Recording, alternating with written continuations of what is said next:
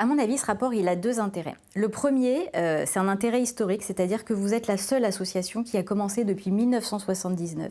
C'est-à-dire qu'aujourd'hui, vous avez un recul que personne n'a en termes de statistiques sur la pauvreté.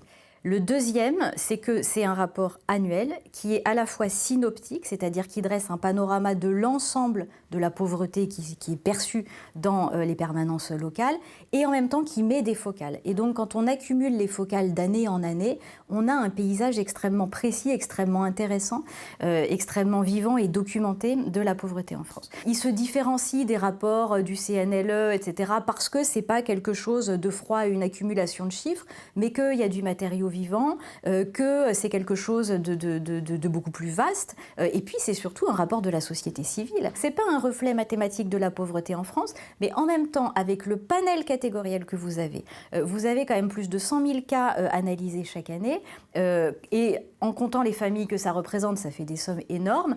C'est quelque chose qui est représentatif de la pauvreté vue par une association généraliste et pas une des plus grosses associations généralistes aujourd'hui. Dans ce contexte de société du chômage et de l'emploi précaire, vous avez des tendances, d'une part, des tendances positives qui sont la disparition de la pauvreté des Trente Glorieuses, c'est-à-dire l'étiolement de la pauvreté des personnes âgées qui avant étaient dans une très grande misère et qui a considérablement diminué, même si elle tend à... on va y revenir dans 2 secondes, mais voilà.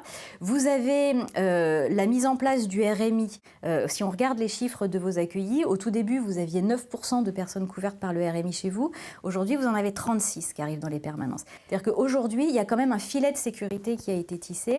La mise en place donc, du RMI, des allocations logement, vous avez une augmentation spectaculaire de la couverture par allocation logement chez vous des publics, l'amélioration de l'accès à la santé avec la CMU, etc., l'amélioration de l'accès à l'emploi, les structures d'insertion, l'amélioration du sort des sans-abri, on le voit quand même chez vous.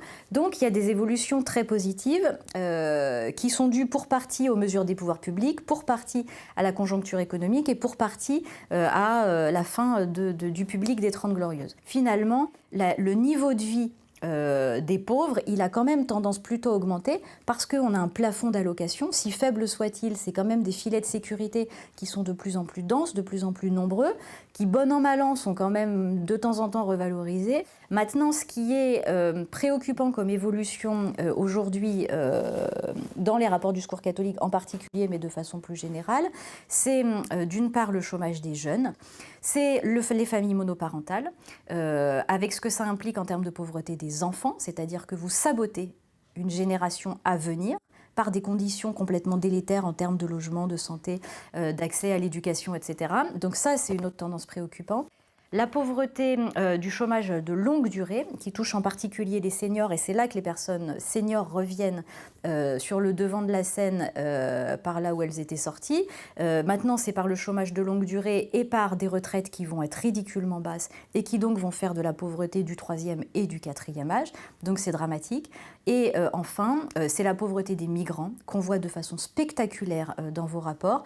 On est passé de 17% des accueillis au Secours catholique en 82 à 36% aujourd'hui. Et en bout de chaîne, c'est l'augmentation du sans-abrisme, mais qu'on ne voit pas tant que ça chez vous, puisque vous n'êtes pas quand même une association spécialisée de lutte contre le sans-abrisme. Donc les grandes évolutions, c'est ça, les préoccupations, chômage des jeunes, les familles monoparentales, les migrants, le chômage des seniors et le sans-abrisme.